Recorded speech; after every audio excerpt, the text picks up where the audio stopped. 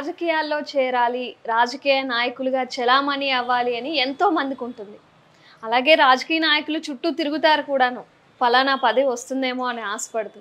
కానీ చాలామందికి ఆ యోగం ఉందా లేదా కూడా తెలీదు.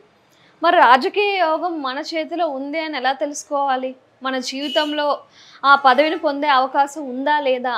ఇవన్నీ ఏ విధంగా తెలుసుకోవాలి? ఓం నమః శివాయ.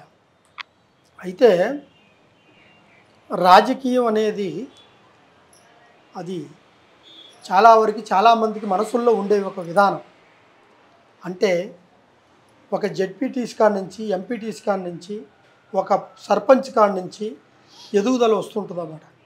ఆ రాజకీయ పరంగా కొంతమంది వాళ్ళు పెట్టుబడిని పెట్టి దాన్ని మనం స్వాధీనం చేసుకోవాలి, చేజిక్కించుకోవాలి అనే ఒక ఆలోచనతో ఆస్తులు కూడా అమ్ముకొని ముందుకు వచ్చిన వాళ్ళు ఉన్నారు. దాంట్లో కష్టపడి వచ్చిన వాళ్ళు ఉన్నారు. అందులో అదే రాజకీయంలో ఎదుగుతూ వచ్చిన వాళ్ళు కొంతమంది ఉన్నారు. కొంతమంది అయితే ఆ ఎదుగుదలకు దారి చూపించిన వాళ్ళు తొక్కుకుంటూ వచ్చిన వాళ్ళు ఉన్నారు. రాజకీయం అంటేనే ఇంకా అంతే, ఇంకా మనం రాజకీయం అంటేనే అలాగనే తొక్కుకొనే వస్తారు, తొక్కుకుంటూ వచ్చిన వాళ్ళు ఉంటారు. అప్పుడు వాళ్ళ మనసులో కలిగిన బాధలు ఎలా ఉంటాయిరా అంటే చెప్పుకోలేని బాధ. నువ్వు ఇంతటి వాడి కావడానికి కారణం నేను, ఆ సపోర్ట్ నేను చేశాను.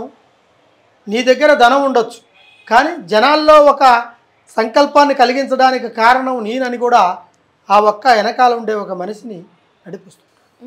ఇప్పుడు ఒక వాహనం నడపాలంటే ఆ వాహనంలో ఎక్కిన జనాలంతా నడవాలి అంటే ఒక డ్రైవరే దానికి కారణం.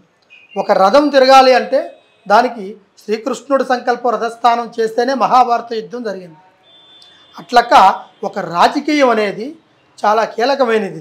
ఈ రాజకీయంలో ఎదగదలకి కోసం వాళ్ళు ఎంతటికైనా తెగించడానికి కూడా శ్రద్ధగా పడతారు. ఆపోజిట్ వచ్చిన వాళ్ళని కూడా ఆపు చేసి వీళ్ళు ఎదుగుదలకు ముందుకు వస్తారు. కొంతమంది అయితే జనాల్లో సింపతి కోసం తిరిగే వాళ్ళు కొంతమంది ఉంటారు. కొంతమంది అయితే వీళ్ళకి ఈ జనాలకి ఇది చెయ్యాలి, వీళ్ళకి మంచి చేస్తే రేపు మనకి మంచి మార్గం దొరుకుతుంది అనుకున్న వాళ్ళకి కంపల్సరిగా వాళ్ళకి వారసత్వం దాన్ని బట్టి ఆ రాజకీయం వస్తూనే ఉంటుంది. అది ఎక్కడ ఆగదు, ఎవరు ఆపలేరు. తర్వాత ఈ రాజకీయంలో కొన్ని కుట్రమైన కొన్ని ఉంటాయి కోణాలు.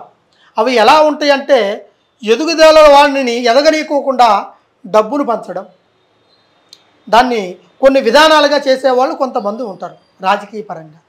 కొంతమంది దాన్ని సొమ్ము చేసుకొని కొంతమందిని మంచి వాళ్ళని ఇబ్బందికరంలో పెట్టేసి వాళ్ళని రానికోకుండా ముందుగా చేసేవాళ్ళు కొంతమంది ఉంటారు ఈ రాజకీయ పరంగా.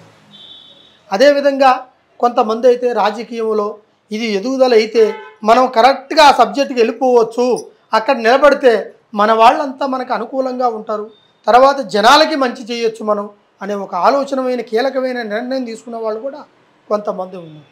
అట్లక్క కొంతమంది రాజకీయం ఎదగడం కోసం కొంతమంది ఇట్లా పాటలు పడుతూ, కొన్ని ఎదుగు దెబ్బలు తింటూ, కొన్ని ఇబ్బందులు పడుతూ, కొంతవరకు నష్టం జరుగుతూ వాళ్ళకి కొంతమంది ద్వారాగా లేనిపోయిన మాటలు కూడా అనిపించుకునే స్థితికి వచ్చేస్తారు. అట్లా చాలామంది ఇబ్బంది పడుతూ ఈ రాజకీయంతో వద్దు అనుకుని దూరం అయిపోయిన వాళ్ళు కూడా చాలామంది ఉన్నారు. అందులో స్త్రీలు ఉన్నారు, పురుషులు ఉన్నారు. ఎక్కువగా పురుషుల్లో ఏం జరుగుతుంది అంటే యువతల రాజకీయ పరంగా మంచి చేసేవాడిని పట్టుకొని వాడి వెనకాల ఉండేవాడు వాడి వెనకాల గోతులు తోడుతుంటాడు.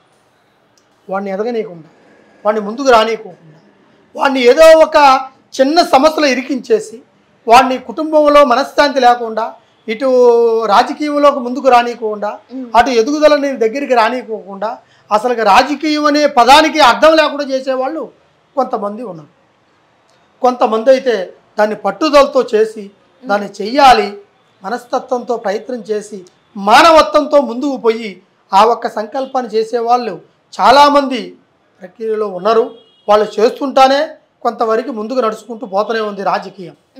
అందులో ఈ రాజకీయాల వల్ల కొంతమంది పేదవాళ్ళు కూడా ఇబ్బంది పడుతూనే ఉన్నారు. అటువంటి వాళ్ళకు కూడా భగవంతుడు మంచి దారి చూపిస్తుడు. మీకు ఎటువంటి సమస్య ఉన్నా కూడా రాజకీయం గురించి ఎదగాలనుకున్నప్పుడు, రాజకీయంలో ఫలానా జాబు, ఫలానా ప్రయత్నం, ఫలానా ప్రక్రియ మనకు కావాలనుకున్నప్పుడు ఒక్కసారి మమ్మల్ని సంప్రదిస్తే దానికి తగినట్టుగా దాని పరిష్కారం చేయగలుగుతాం. ఓం నమః.